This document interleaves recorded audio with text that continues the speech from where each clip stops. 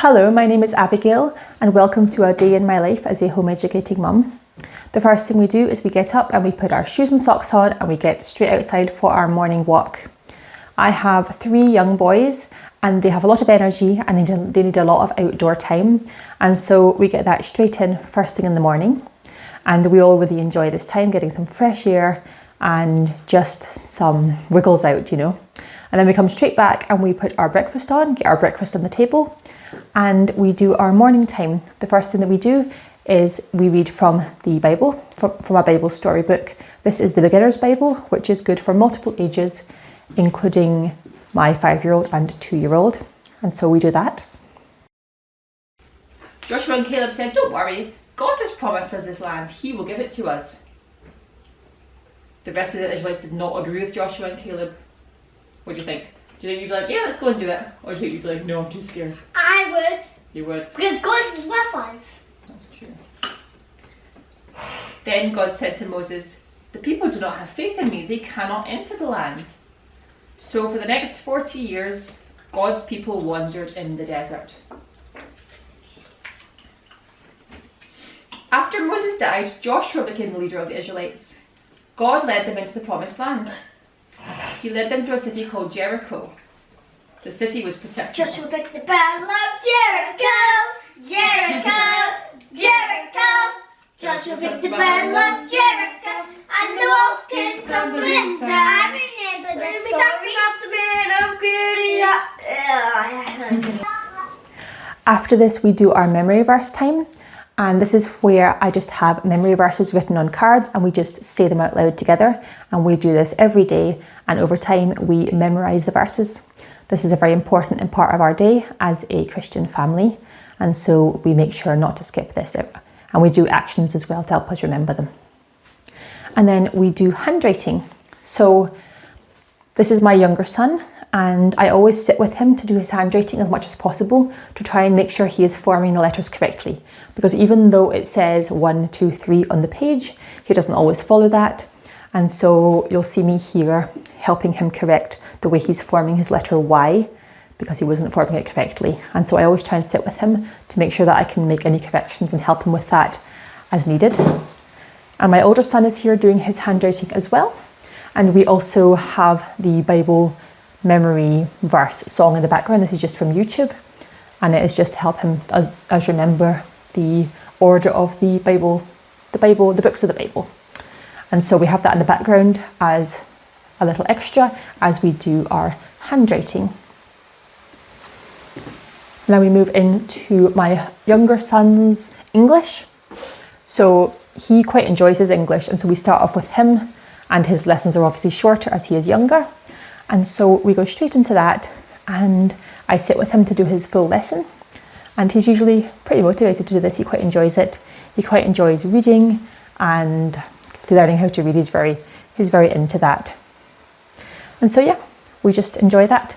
And so what I will say is, be encouraged if you have one child who's not as motivated, because if you have another child who's younger, they might be more motivated and give you a bit of an easier time. Lad's got a hot dog. Here.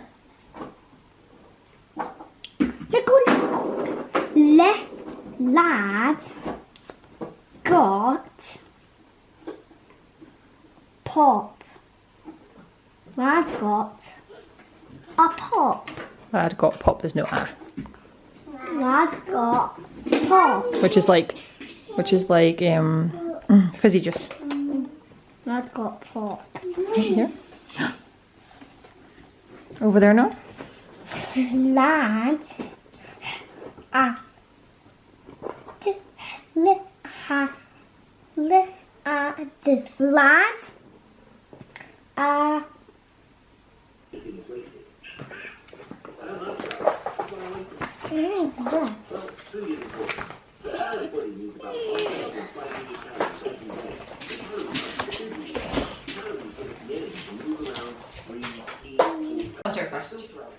bread. Yes, many things have to happen in a certain order. In this lesson, we will talk about the order that things happen. So, trace 1 under the pictures that show what happens first, and then 2 what happens next, and then 3 what happens third. So you look at this row first. What's the first one? Which one's number 1? Is it this one, or this one? What's number 1? Yeah, got that. It's number 1, isn't it? That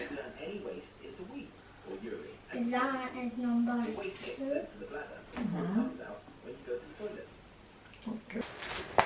Now here is my son, my older son, doing his English, and he has a curriculum which uses a tablet as part of that. Now you are seeing me here doing a lot of teacher-led learning, and I actually really enjoy using a blend of different educational methods. So we do some teacher-led learning, but we also do child-led learning, and we also do more self-directed, child-led learning, more self-directed learning, and just different styles of learning, because I think there's a great benefit to be had from both teacher-led and self-directed learning. And so you'll see mostly teacher-led learning because this is the morning that I'm showing you, and that's our main focus in the mornings. But the rest of our day is often a lot more child-led or self-directed or community-based. So my son is finishing off his English, and then he's on to his maths. I'm not sure that I love this maths curriculum. It's not my favourite, but he does really enjoy the games that come as part of this. And so this game today was really fun. We had little bits of paper with the numbers on them, and then we screwed them up and threw them at each other in a snowball fight, which he really enjoyed. And then we had to add the numbers together, and actually he enjoyed that much more than just sitting down and doing like a page of sums. So yeah, that was worth it, and that was quite enjoyable.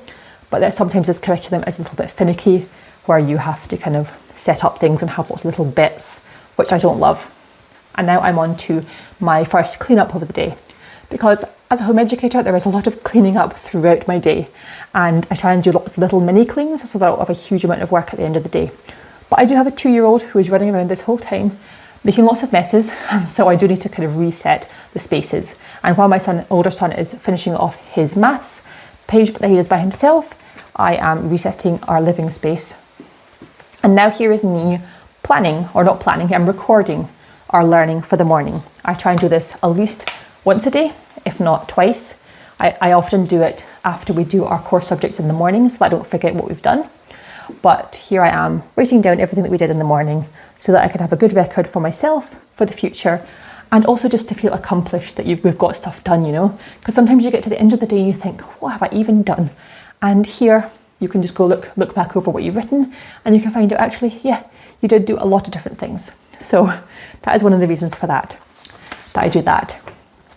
And if you are someone who is in your first year of home education, then I would recommend that you do that. And here I am eating my first meal of the day. This is my first meal of the day because I am intermittent fasting on and off at the moment. And so sometimes I will eat earlier than this, but if I don't, then I have a good big meal after we do our core subjects and have a big long break. And so, I'm really enjoying that. I tidy, I scroll, I plan and prepare for the afternoon as well. And so if you are in your first year of home education, then I have got a course which you can take, which I will link down below, and it takes you through exactly what you need to do for your first year of home education. It is very simple, it's very straightforward, and it will tell you exactly what you need to do, so you have no doubt what needs to be done, because sometimes it can be a bit overwhelming when you're right at the start and you don't know what you're doing. And here I am moving into our final little section that I'm going to show you, which is our reading. I love to read, my kids love to read, and so here are some of the reading things that we are going to do this day. We love these books, the Usborne beginner ones. We have used them for so long, and both my kids' ages love them. And I do spend a little bit of time focusing on my toddler, because he's not had a little special time of his own in the morning. So this is his special time with me. About half an hour or so we will read books together and just have a really enjoyable time. And just a reminder that our routines, our schedules, our rhythms, whatever you want to call it, they change with the seasons of life. So sometimes we have more of a schedule than this, sometimes we have less. If I'm pregnant or postpartum, then of course our days will look very different. But at the moment, with the ages of the children that I have, I'm very happy with how our days look. I feel like that we're getting a lot done, and we are just having a great time, really enjoying each other's company, really enjoying our days and our weeks. And this is just an example of one morning in the life of a home educating mum. And lots of our mornings look different to this as well. So that is it for today's video. I hope you enjoyed and I'll see you in my next one. Bye.